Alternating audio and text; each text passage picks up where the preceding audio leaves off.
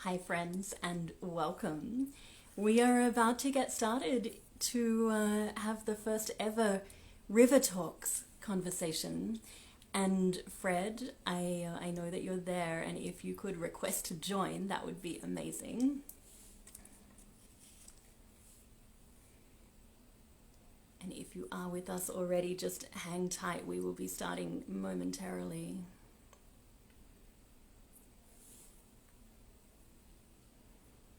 Fred, if you're not getting that join option, let me know in a comment and then we can try it in the other direction.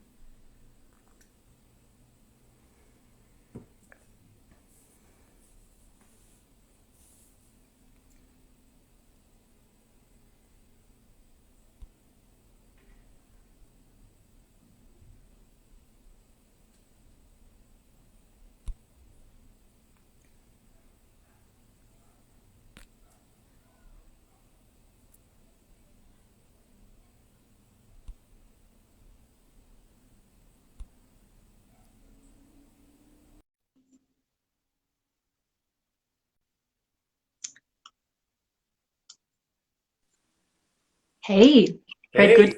Hey, I'm just having a moment of technical doubt. This is on the LA River X Instagram, isn't it, rather than my own? Did you happen to notice who requested you? no, LA River, yeah, LA River X. Okay, Yeah, great.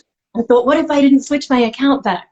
And this won't make any sense to anyone. you know, technology, it's just all a mystery.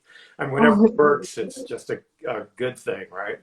yeah, it's always such a relief, especially something like this where we are instantly live. There's no kind of cushion to test things out Yeah, quietly in the background. yeah. We're just here, we're live.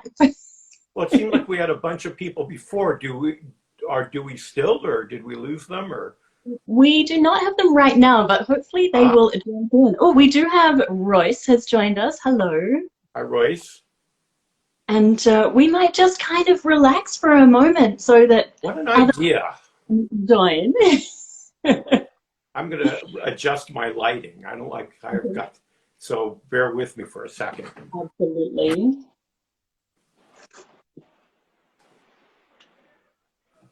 Sean Trethaway, hello, welcome.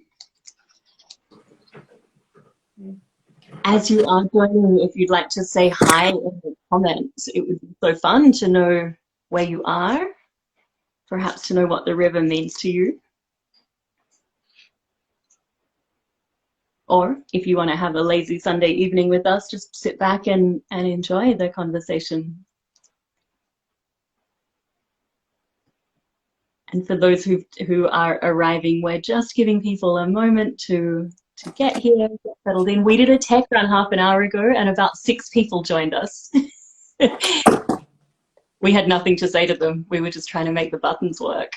Right. Now we have so many things to say, and I am so impatient to get started.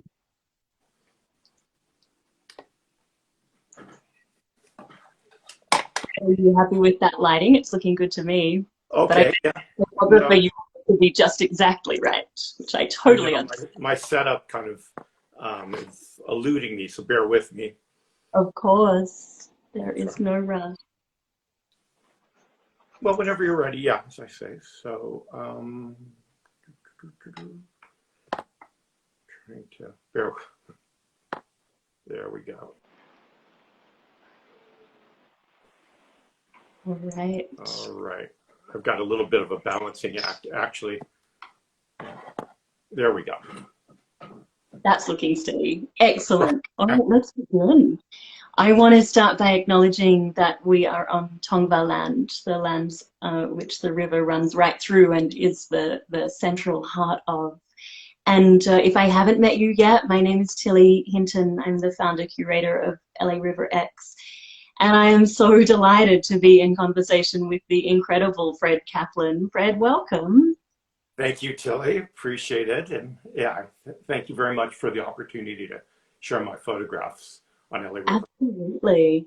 So sharing your photographs would have been a treasure within itself. But like I was saying to you before, once I saw them, it seemed to me like they were screaming out for the opportunity to have a conversation. So you pulled the trigger for me on something I've been meaning to do for the longest time, which is to connect with guest hosts in conversation. And so the plan is that we're going to spend 25-30 minutes talking about some of your images, also talking about your incredible documentary film, The River Under the City of Angels, and about your kind of current impressions of the river as well. So the plan is to take a meandery, surprising kind of journey through some particular images that I wanted to kind of draw out and explore a bit more deeply, and just really excited to hear your insider perspective on this lifelong connection that you have with the river, and that continues. I know that you were at the river this morning even. Yeah. So with that, let's get underway, and those who are joining, welcome. Feel free to throw your questions into the comments here on Instagram Live, and we'll try and get to them if we can. If not now, then a little later on, retrospectively. So, Fred, I wanted to start by talking about beauty, one of my favorite things. And in your documentary and on day 3 of your takeover, we hear from Christopher Brand, who says the river is as beautiful as you want it to be. Such a wonderful line. And I think it's pretty apparent from your takeover that you see the river as something beautiful. I wonder if you might take us in your words to something that you find particularly beautiful along those 51 miles. When I say beauty, what place or what image leaps into your mind? Well, I think you hit the nail on the head, because if you look at the LA River, I mean, particularly many years ago when it was more concrete and not as naturalized, it's complicated to see the beauty in it, and that it does. I mean, I'd say beauty in general. I mean, we live in a society where so much is about superficial beauty, but there's like an elegance and just such a deep beauty in the LA River, in that there's life teeming in kind of unexpected ways that I mean, it'd be really easy to look at the river and see the difficulties in our society. But if you look closer, and every time I visit without fail, there's like something that just I didn't expect, something I wouldn't have known. And I mean, for me personally, it has been such a great teacher of the essence of life and beauty, you know, that we live this beautiful life. And it's sometimes hard to see, or particularly in our society where people are looking at somebody as a shinier car or whatever, but the river is something beyond that, it is about the existence of life, and that this strand that goes back to kind of the primordial days of Los Angeles, and that people came to this place because water intersected at a certain location, and that has sustained us, and it sustains us. I mean, as Christopher Brand was talking about in the documentary, I mean, it sustains them in a search for creativity and a search for knowledge. And it was, I mean, to me, one of the great things about making the documentary was being able to meet some of the people who opened the river, and some of the people who are creating in the river. And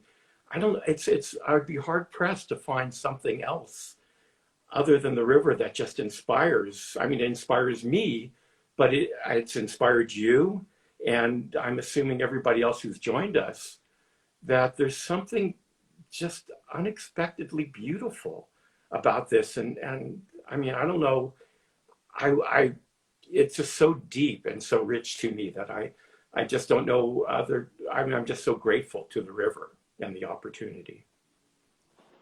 Yeah. You know, when I was publishing your posts throughout this week, I often felt like you were saying the things that I've been trying for years to find the words for, and you've just done it again, yet again. This like strangely captivating river is such a remarkable place. And speaking of remarkable, your documentary is like a Rolodex of the first decade of river activism in the 2000s, right? Like, you have everybody in your video. You've got Jennifer Price, you've got Carol Armstrong, you've got the folks who created that incredible Ulysses Guide to the River.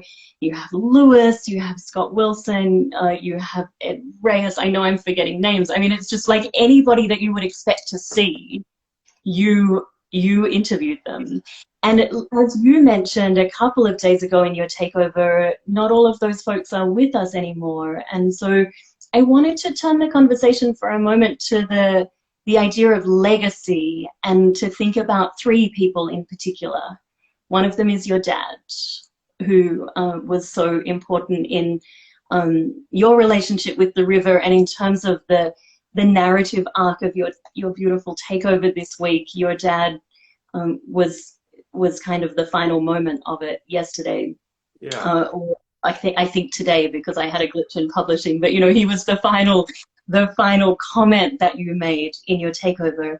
So I wanted to invite you to speak to us about your dad's legacy, to whatever extent feels right to you, and then also the legacy of Scott Wilson, the founder of Northeast Trees, who we've been missing for a while now. He passed in 2011, right? And then a much more recent death of Lewis McAdams, the founder of Friends of the LA River, who passed this April.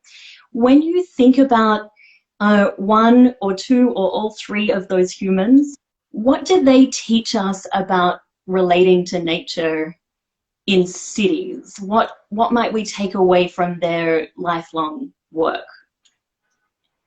Right. I mean, that's a lot to speak to. Feel free to just take a little piece of it if you prefer. Yeah. Well, I mean, obviously, I knew my father better than Scott and Lewis, but I mean, I guess for me, I mean, just to give you a sense of the chronology, is I wanted the documentary to be more about Lewis, actually, and Lewis and I mean, Lewis was super inspirational and inviting, but Lewis felt like his story had been told, and it kind of forced me to tell another story. And I was editing the video, and all of a sudden I realized, and I didn't want it to be this way, it's not my way, but it ended up being about me. Mm-hmm. And it personalized the story in a way that I wasn't prepared for, to be honest. I mean, seeing my father in it, and just seeing, I mean, that Lewis in a way forced me to face what actually I think is the most powerful aspect of it, is that, in my case, I mean, a younger man kind of seeing that my father was this inspirational character, and, just the need to find nature and to connect to the deeper aspect of what it is to be alive, and to be, I mean, a kind and a loving and a nurturing man and human being. And, so, I mean, Scott and Lewis were both paternal figures in this, in a movement. And, I mean, I think every day that I go to the river, I think about Lewis McAdams, and I think about what vision he had to cut a hole in the fence.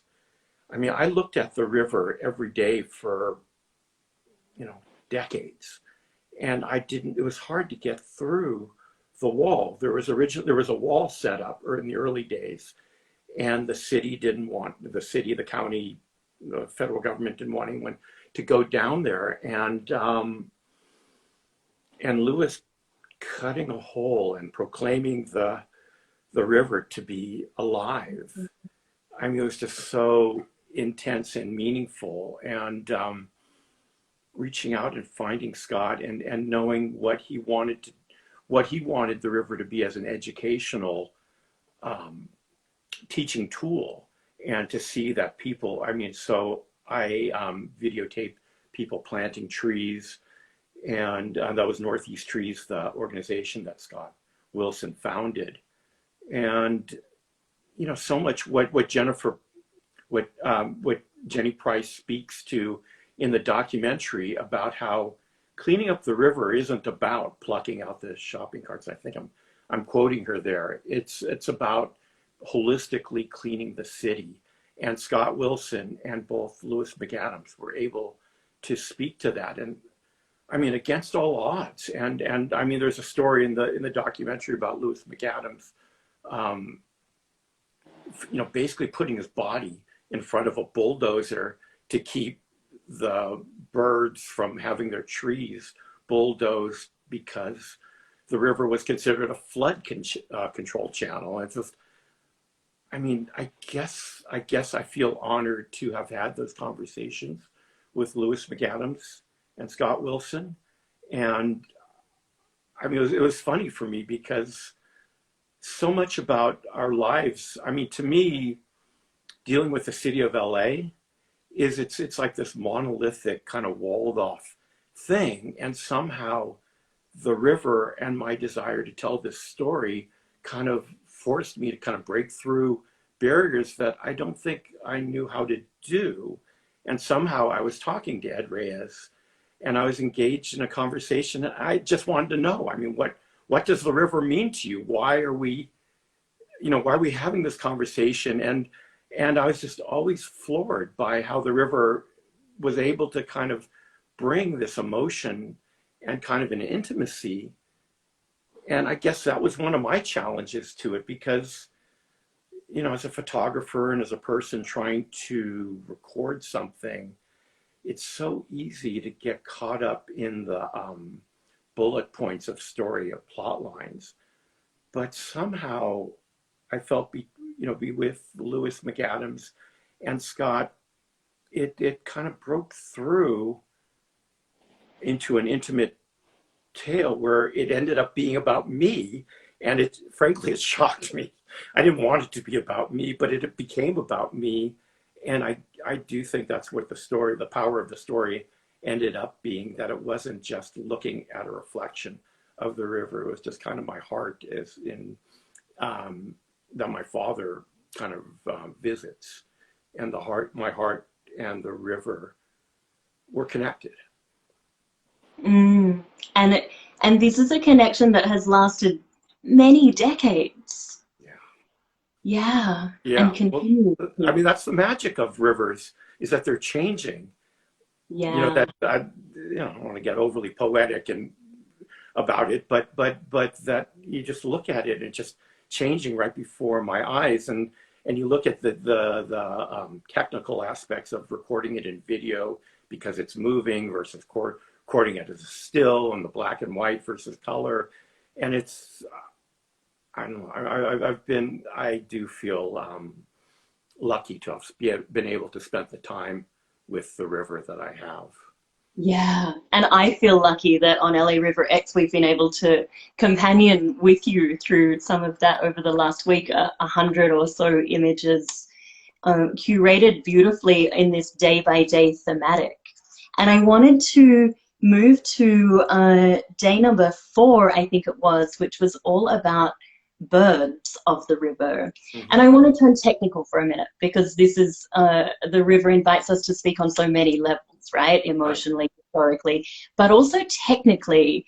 I want to ask you about that bird photography. You have captured these difficult to photograph creatures so majestically. And I wondered if you might just indulge the photographers who might be watching this, but also perhaps a novice who's trying to capture on camera what they see with their actual eyes at the river, when they see a heron or a Canada goose or, whatever creature they might find.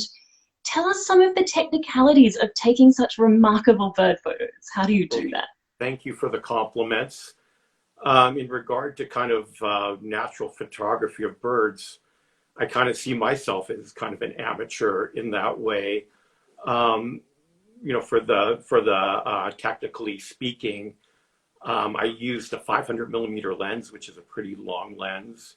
And for some of the video, I actually put a still camera adapter on the video lens, which makes it just like an insanely close-up telephoto lens. For the people who are interested in numbers, it's that would be like a 3500 millimeter lens, the equivalent of on a 35 millimeters. So I was able to get close-ups of the birds. But, you know, I mean, I don't really know what to say, because it's sort of, I don't know if birds I mean, birds, I guess, just do kind of amazing things. And I think part of it probably was patience. I mean, basically, the video was me taking, it was started around 2007, and I had been in the television world I had 3 different jobs, and I was kind of a workaholic, and all 3 of them went away in the course of a couple months. And basically, I was kind of looking in the mirror, just trying to figure out who and what I was. And I went for a walk for 60 days on the river. Just every day I went for a walk with a camera. And it was an exploration. And, you know, in the beginning, I think I said in the takeover, I didn't know what I was going to see. And that the birds showed up, and that I was able to record them, you know, doing what you're, as you were describing. I mean, it's kind of, I guess it just sort of feels like a miracle of life. And I apologize for, maybe miracle is kind of a big word, but birds do kind of cool things. And I guess, you know, I kind of see myself as kind of an urban, suburban kind of guy. And I think that's the beauty of the river, is that it provides an opportunity to see birds and to see nature, you know, around us. And it's so easy to think of the world as just a series of freeways and offices and tasks, and to see birds, just living birds, and migrating, and you know, and eating fish, and being part of an ecosystem that that I am part of, and you know, it was just kind of amazing thing just to see the birds just kind of interacting amongst themselves. And I suppose part of it was just being subtle and not bothering them too much. And part of it was, you know, just showing up. I mean, I think there's an adage, just 90% of life is just showing up. And I think in terms of the nature photography, that's what it felt like. And I mean, that's my advice to anybody who, you know, is interested in my advice about the rivers. Just show up, go for a walk, look. I mean, it's just kind of amazing what I've seen, and I suspect it'd be true for anybody else. Yeah, to take our time, to not expect instant results, but to really spend time there. Yeah, I hope that answered your question. Yeah, Did it? yeah, very much. It really did. Okay. Let's stay on photography for another moment. Day 6, I think it was, Friday. Your photographs were all these incredibly colored, Mondrian-inspired images of the river as infrastructure and water. And I wonder if there's an idea in education around threshold concepts, that there are these ideas that once you see them or understand them, you can't ever see the world the same again. And when I looked at your Mondrian pieces, I thought, you know what, every time I look at the concretized parts of the river now, it's going to be a Mondrian painting to me as well. And so I thank you for that gift. But I wanted to ask you, was there a moment like that for you when all of a sudden you noticed those gaps and those shapes and those structures, and you thought, hold on a minute, I've seen this in art before? Did you have a Mondrian moment? Yeah. How did you figure this out? Big time. Yeah, and the funny thing about it is I've been looking for that for most of my life, and I didn't see it until a couple months ago. So I've been looking at these photographs for a long time, and I've been looking at some of these structures for 10 years, let's say. And all of a sudden I saw something. I mean, I fell in love with Modron, the power of Modron, the simplicity, the elegance, the composition, design of Modron. I mean, when I was a very young person, it was one of my first loves. And I just see something magical in what Modron offers, which, you know, seems like you get the most out of little. I mean, just 3 colors and straight lines. And it tells whole stories to me, and it keeps me drawn. And I've been looking at them for a long time, and it keeps me engaged. And so I always wanted to do that with photography. And many years ago, when I was in college, I had a independent studies class, and the goal of the class was to create photographs based on Modiron graphics. And I failed. I Oh, I completely failed, and I just kept that longing in my heart for all these years. And I've just been looking for it. And I thought, well, maybe if I look down, maybe I mean, because to get the right angles, and I thought maybe you have to be up in a plane looking down on the earth because things look kind of flatter that way. And one day, like 2 or 3 months ago, maybe 4 months ago, tops, I was looking at these images of the I mean, I mean, just to give you a little bit of the dramatics of my story, is about a year ago, I had a colossal hard drive failure, and I lost all my images.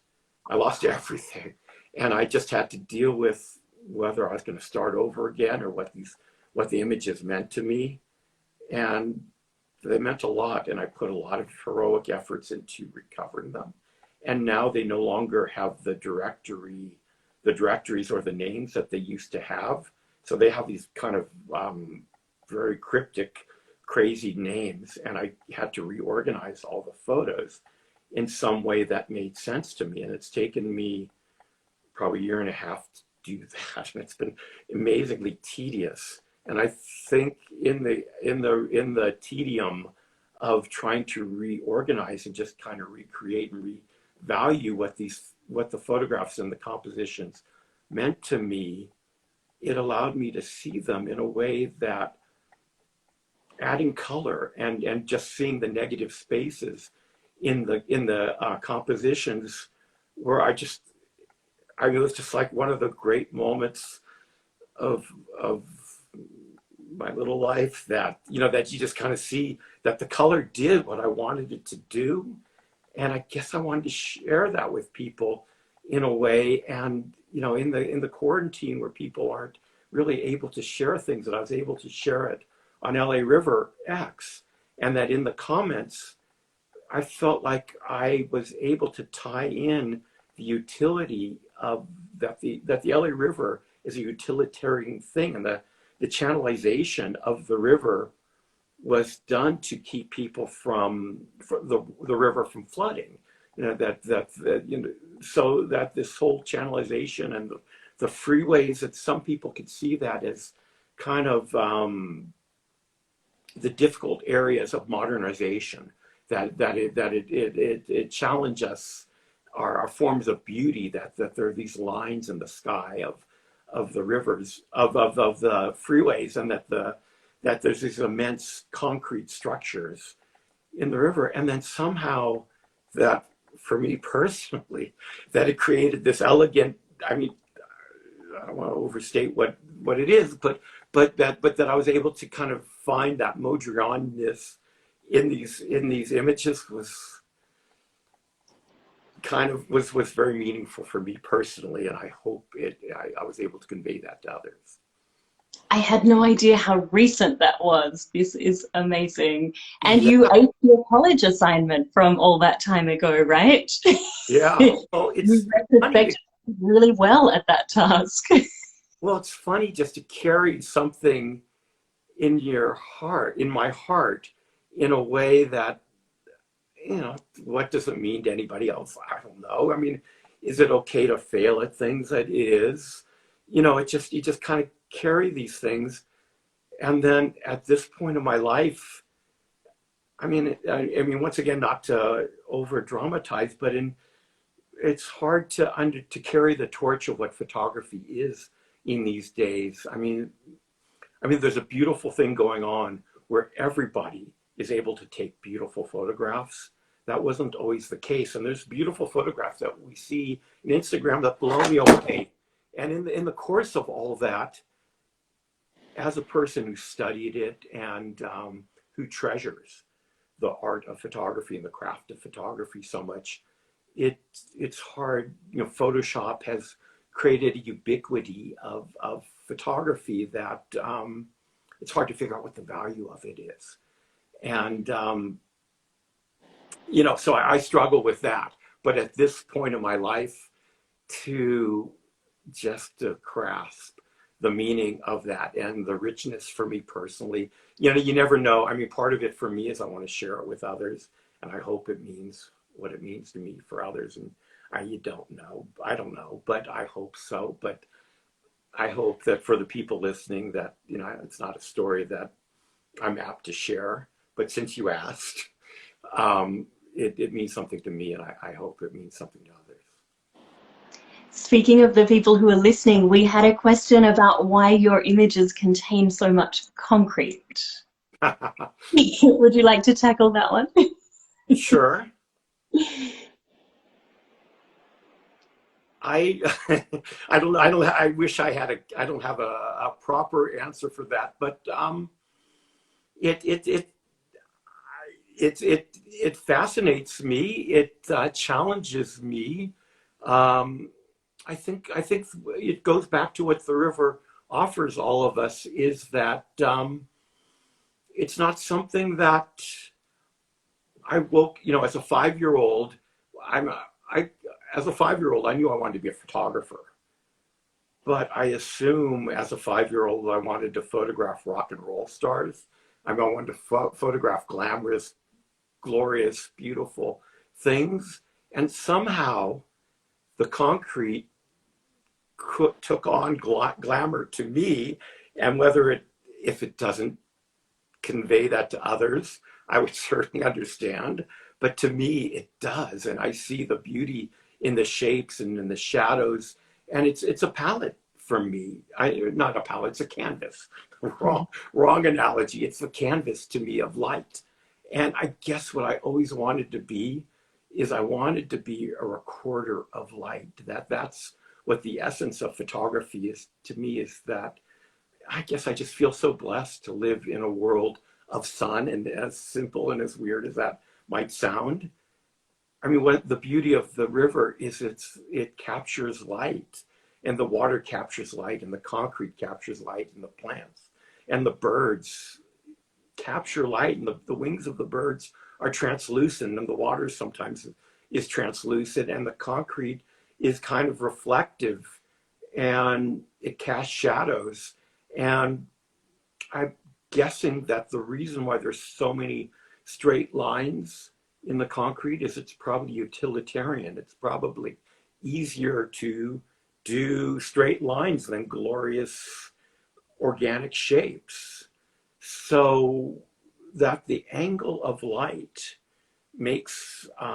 casts these straight line shadows on the concrete.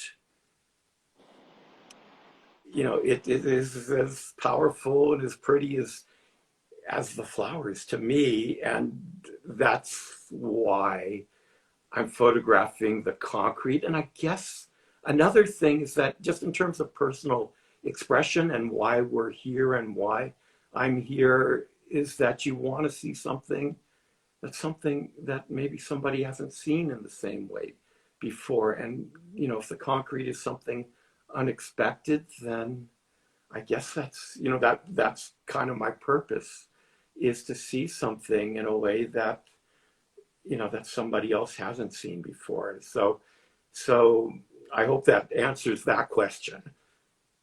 It does, and I can so relate. I vividly remember my immigration interview at LAX when I arrived here, and he snarled at me something like, "Why would you want to come here?" And what I desperately wanted to say to him was, "I'm moving here for the light." It was and of course there are other reasons, principal among them, that the LA River is, my research focus and my commitment. And Lewis McAdams said that it was my job to care for its future mythology, and so I took him seriously and moved across the world. But I honestly wanted to look in the eyes of that custom official and say, "Have you seen the light outside? I'm moving here for the light." So I hear you. I absolutely relate to what you're saying. Yeah. And one of the things that's happened in the recent years is that when my documentary was constructed, that people didn't, there was a question, is there a river? Mm-hmm. And I don't believe that question is real anymore. pretty darn sure that people know that there's a river. And that's, I mean, that's Lewis McAdams, legacy.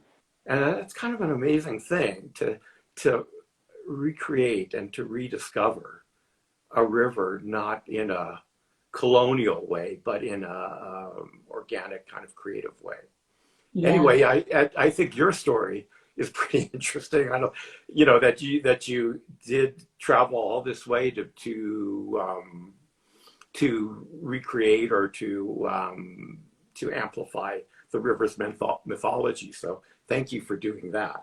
Oh my gosh, it brings me so much delight. It really does, including conversations like this one.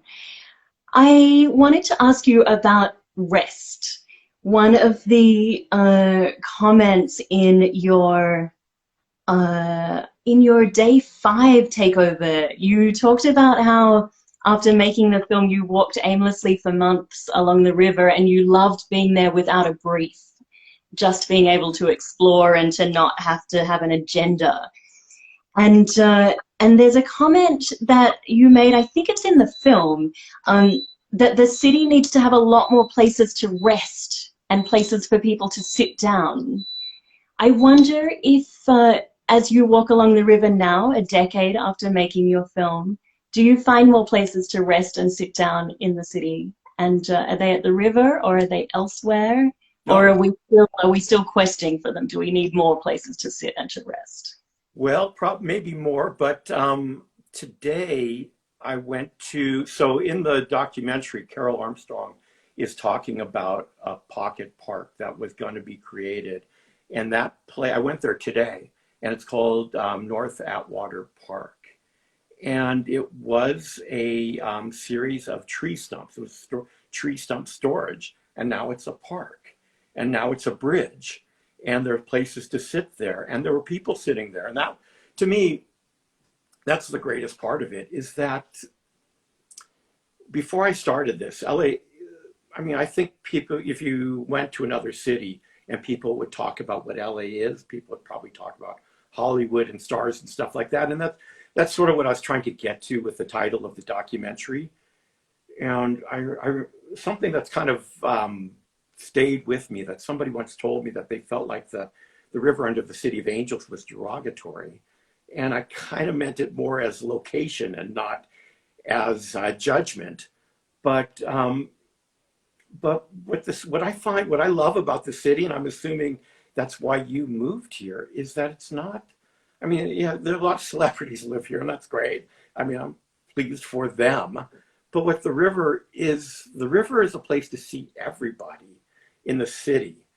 And there are people who have come here from Southeast Asia, and there are people who've come here from Latin America, and there's people who've come here from Australia. And I see them along the city, the whole city, walking and sitting in benches along the LA River. And I'm guessing that there's more of that now than there used to be, but the river is a magnet for that. And the city, I'm assuming it's a city in conjunction with the federal government. And there are a lot more parks. And I see the places that there is a stable that was one of the first places that I broke through the fence. And, I don't want to stress the tearing down of property, but in the beginning, in order to get through the river, you kind of have to walk through a fence.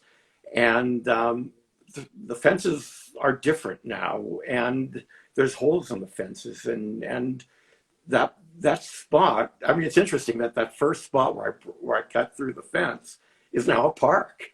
And I saw that this morning, and there's a stable there. It's a stable just south of it's in the middle of Atwater. So there's 2 stables along the LA River, one down by Southgate, which is another kind of weird place. You wouldn't expect to see horses, but you see horses in the LA River. And so there's benches in those parks now, and there weren't. And, there is just kind of, I find it much more inviting. And among the challenges of the river is that there are people living in that part of town now. and that's a challenge for us societally, and it's a challenge for me as a proponent of the river. And you sort of want place for everybody, and it's interesting that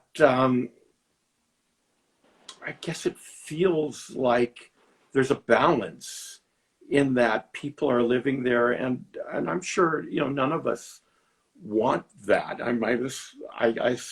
It's a challenge, but it is interesting to see that people are living in that environment in the river in tents, and people are fishing in the river, and so I guess in the speaking to that it is a living river as opposed to being a channel, a flood control channel, that people, that it embodies place, and those benches that are now there. So I don't know, I guess there's always room for more benches, but I feel like we're on a path of recognition to it. And it just seems like that the various municipalities do see the value in the river. And even there was always, I suspect there was always kind of a north versus south part of downtown, and that the Jenny Price kind of speaks to the southern cities, south of LA, and that there is a greater need for green space. And I mean, there will always be more need for it, but it is being addressed, it feels like to me. Do you agree? I do, yeah. I mean, the 100 acres of green space on the east bank of the river, running through from the Bowtie Parcel through Glassell Park to the State Historic Park, that's going to be transformative in terms of access to space. It's harder to achieve, isn't it, in the lower river, because the industrial zoning is sort of like right up against the parapet walls, and there's just less space. But then we see amazing things happening, like the Sela Arts Festival that takes place in the bed of the river, because that stretch of river at Southgate is so wide that you can take in Ferris wheels and marquees and stages and all of that to have a festival actually down in the river. In the same place that I've seen people doing, like police training, and I've heard reports of taxi drivers doing their training down in that stretch of the river, because it's just so wide. You can do all of that. And the LA Times reported decades ago, when I leafed through hundreds and hundreds of articles published in the Times about the river, that people would practice landing light planes in that stretch of the river, and gliders. Hovercraft experiments happened there in the 1970s. I mean, this is a river that's so full of stories, isn't it? I mean, every mile of 51 is just dripping with them. There's just so much. Yeah, you have to assume there have been alien abductions as well, but I've I'm never sure. I I mean, definitely in Hollywood movies filmed at the river, if not real life. I wanted to ask you if there is, so you have an extensive body of work, right? Can you tell us how many images, give or take, you might have made over the years? Well, I've cataloged them because I had to do that whole thing with my hard drive. So they're 90,000. Oh my gosh. Yeah, I think it's like 96,000, somewhere in that range. So, Let's just repeat that, because it's huge and hard to get my head around. 96,000 images of the river. Yeah. Yeah. Amazing. And what year did you take that first bicycle leaning against the fence picture? I promise not to do the math of working out your age. Feel free to do the math, because the math is the math, but it was in the 70s. So that would be in the mid 70s. So, so my story was, I just always knew I wanted to be a photographer, but I didn't have a camera. And a friend of my brother's gave me a camera, and it was just like, I remember every cell, if you could remember a place and a time so well, that when that camera was given to me.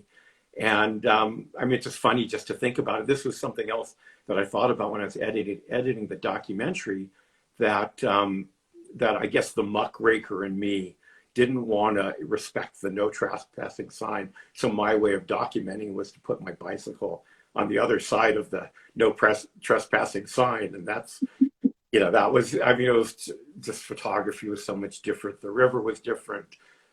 Perhaps I was a little bit different, but it is interesting just to think about how, as a society, we just fenced off the river and I do think about, I was just always intrigued. It's like the shapes, and it just boiled down to the shape of the river, that they were just kind of these curved shapes. And then in the wonderful San Fernando Valley, everything was just kind of straight line, except for that. And it was this weird mystery that I mean, kind of like finding the Modron aspect of the concrete images. I mean, just getting down to the river just kind of felt like home, and it just felt like something. It was just so comfortable. It took a while, frankly, to be comfortable, because it was an alien environment at the first. And I just assumed that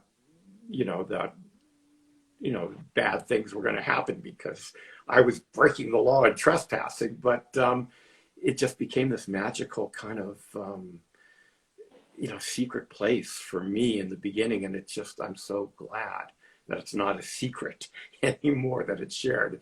And just discovering Lewis McAdams and Scott Wilson, and that people just had a vision of it that just so expanded my own understanding of what the river is. And just kind of, as you alluded to in the beginning of our conversation, that that native peoples, that was where they founded this place, the city. And I mean, in my research when I was doing the documentary, I think it was in a Pat Morrison book. She says that, I mean, if anybody knew, the corner of rivers of Coldwater Canyon and Ventura Boulevard, there was a battle fought between the Spanish and Mexican armies at that corner, and that you just don't think of Los Angeles of having that kind of history, and you just always think that it was a suburb and nothing but a suburb. But it's just kind of amazing to think that that there's this beautiful natural river, and that there's this history and this legacy that needs to be explored, and it's just so meaningful and rich. It really is. So you've taken 96,000 photos. Yeah. I have to know, is there an image or a story that has eluded you so far? Is there anything that you want to visually Actually, capture? there is. There's at least one, but one of them, I'm sure, I mean, so I did this before there were drones, and technology is what technology is. But in this, for me, if I had a drone, which I don't, I think being able to see the river from an aerial perspective is something that I miss. I would like to see the juxtaposition of kind of the glitziness of LA. I would like to tell the story. I mean, the story would be the juxtaposition of the common impressions of what LA is versus what I think LA is, which is this rich, deep, meaningful, multicultural, natural place, versus the superficial kind of glossiness of it.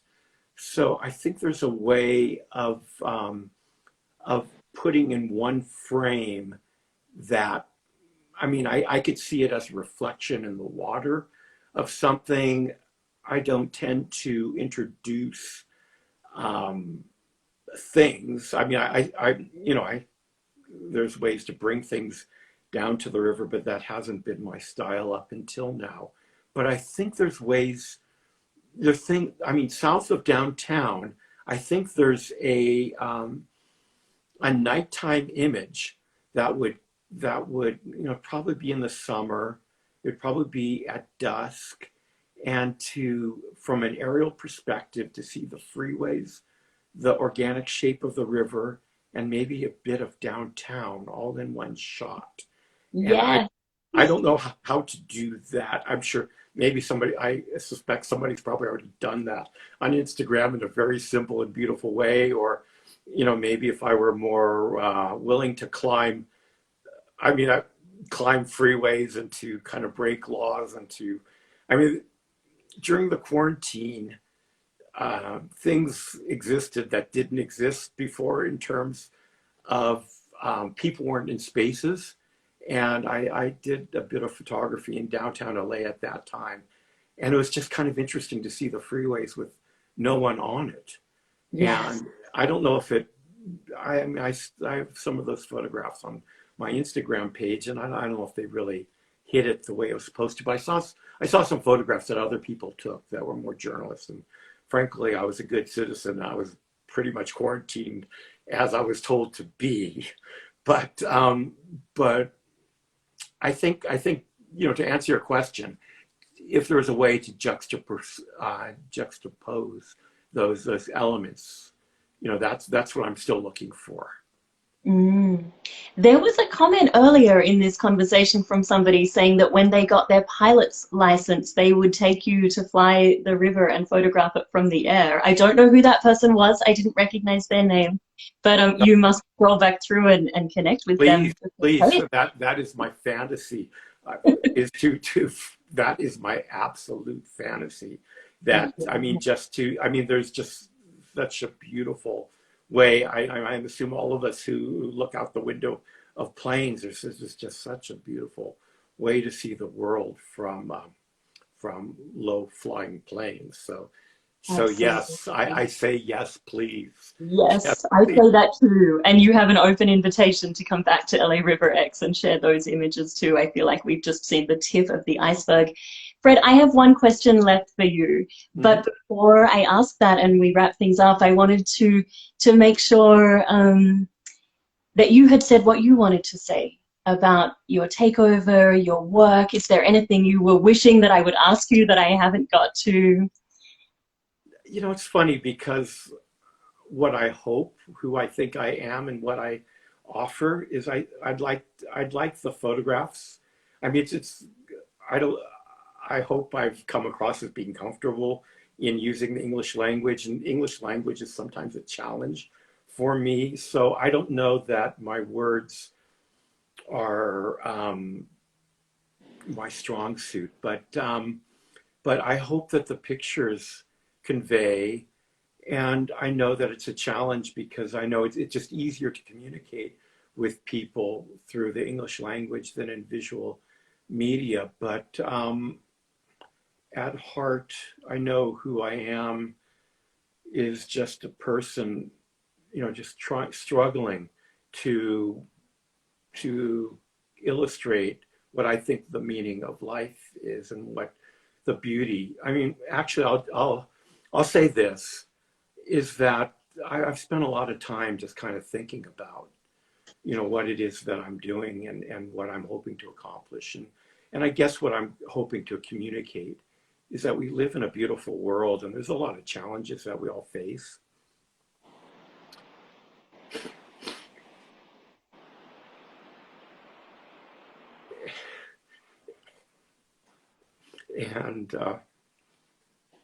And that, through all the struggles that we face, that just to understand that we're here together and that we live in a beautiful world. And that's what I've tried to communicate. And it's been such a gift to have that amplified on LA River X every day as your takeover unfolded. I was reminded again and again of the beauty and the complexity, because you grapple so easily, it seems, with both, although I suspect that the ease that comes across in your images is probably from doing a lot of thinking and talking and working in the background. But what an incredible way to have documented this landscape that you've had a relationship with since you first spotted it in the suburbs in the valley all that time ago. You say something in your takeover, which I wanted to quote here to wrap things up and then to ask for your reflection on it. You say, "The river has provided me with sanctuary, knowledge, and joy."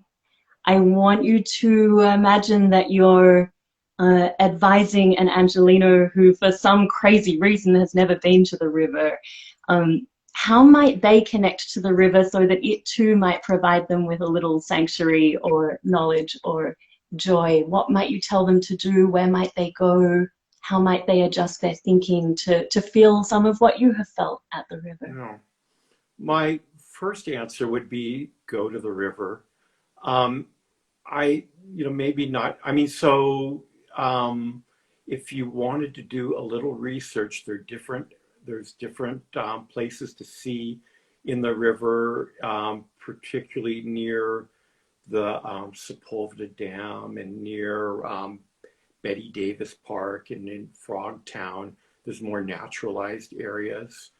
For me personally, every inch of it has provided me with something, and I guess being open to it, that might be easier said than done. I don't know,